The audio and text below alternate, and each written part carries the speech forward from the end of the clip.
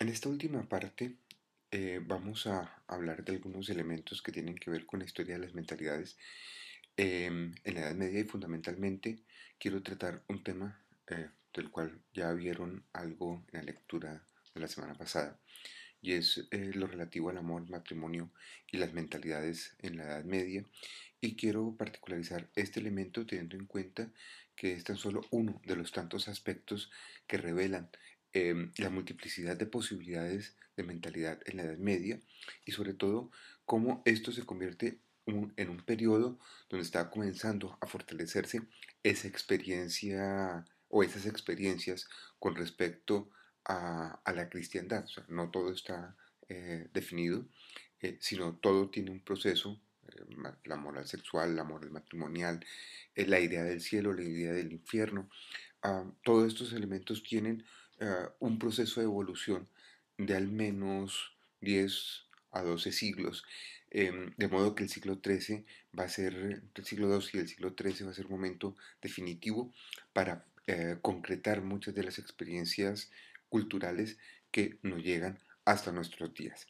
Cuando hablamos del matrimonio, por ejemplo, tenemos que ver que tiene un proceso de casi 12 siglos de formación entre los orígenes del cristianismo hasta el siglo XIII. Básicamente el matrimonio se va a sacramentalizar en el concilio de Letrán en el año 1215.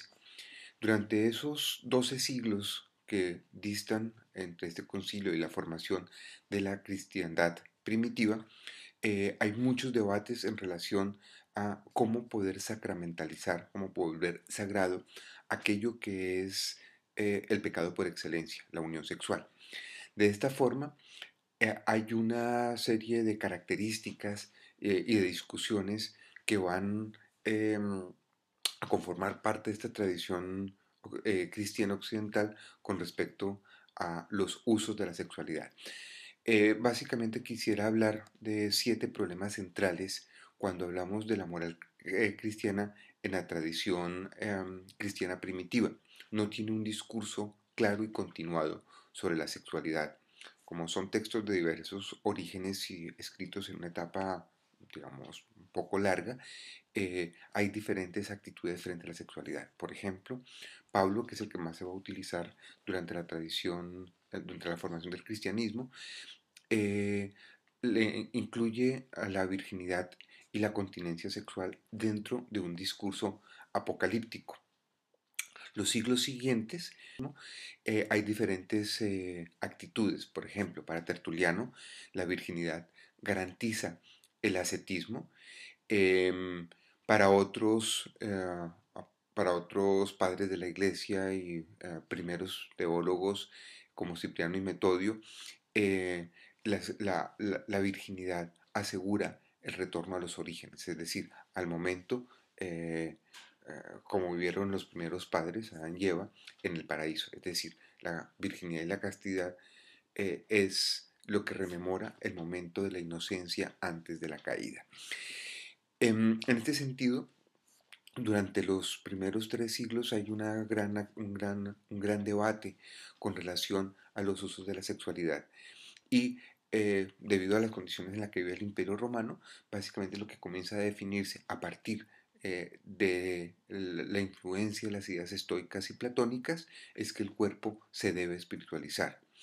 Esta espiritualización del cuerpo es un discurso fundamentalmente dirigido de hombres hacia mujeres y sobre todo lo que se comienza a quedar claro a partir del siglo IV son los peligros del matrimonio. Hay que recordar que para entonces el matrimonio tenía, según el derecho romano, efectos civiles no religiosos, es decir, no hay una necesidad de fundamentar el matrimonio en una experiencia de lo sagrado, una sacralización del matrimonio, una sacramentalización del matrimonio, sino que tiene efectos específicos.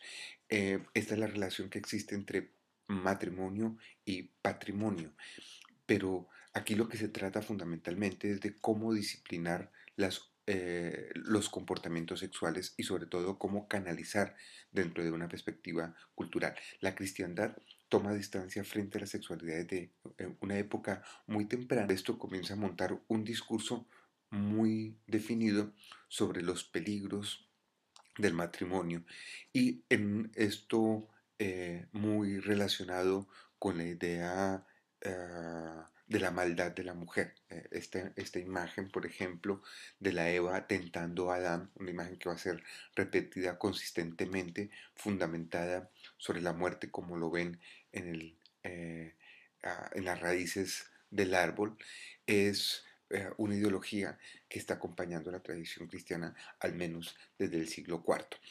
En este sentido, el matrimonio como peligro se ve en función es de los usos del placer y la necesidad de controlar los sentidos. ¿Cuál es el arquetipo? El arquetipo de la sexualidad es Dios engendró a su Hijo sin pasión, auricularmente, esa es la anunciación a la Virgen María.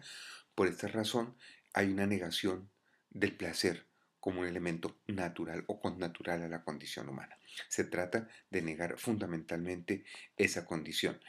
Si las pasiones corporales no dejan ascender el alma, la idea es esta: el cuerpo se encuentra rodeado permanentemente por demonios. Estos demonios representan la tentación y esto es lo que representa el peligro, es una posibilidad de no tener un ascenso claro a otro tipo de posibilidades espirituales. Ahora, con estos elementos, la discusión desde el siglo IV es virginidad versus matrimonio. Se va a generar un espacio doble en donde o se es virgen o hay posibilidad de acceso al matrimonio, pensando que el matrimonio no permitiría un ascenso del sujeto, un ascenso espiritual del sujeto. El ideal, hasta el siglo XIII, es que la especie humana se propagara como los ángeles, sin pecado. Ahora, allí es donde aparece la figura de San Agustín, que es el que viene a dar como el sentido, el remate a esta idea de lo que debe ser el cuerpo. Recuerden que debido al dualismo agustiniano y sobre todo en su ideología, la que comienza a armar para combatir a los gnósticos, identifica el matrimonio como un sacramento, o sea, tiene un carácter sagrado, pero lo subordina a la carne. Es decir, el matrimonio es importante, pero sin placer. Hay una negación absoluta de este elemento y por tanto, para la Iglesia, desde los comienzos, se comienza a hablar desde el siglo V de la castidad dentro del matrimonio. Es decir, castidad quiere decir control de los sentidos, control del placer. Em, y esto es la idea que se comienza a centrar alrededor de la formación de una sociedad monogámica. En ese sentido, aunque no se conforma un sacramento matrimonial, que el matrimonio, aunque no es un rito religioso, sino tiene efectos fundamentalmente civiles, se comienza a consolidar como un espacio monogámico, indisoluble y cárcel del deseo. Es decir, el matrimonio es lo que permite generar unas fronteras entre el pecado y la virtud. Faltarán varios siglos, alrededor de unos 10 siglos, para que entre esta definición que se alcanza en el siglo XV logre su sacralización. Es decir, el matrimonio sigue siendo una idea, un discurso que alcanza ciertos sectores sociales con efectos civiles, pero no hay un rito matrimonial, cosa que solamente se reglamentará hasta después del concilio de Letrán de 1215.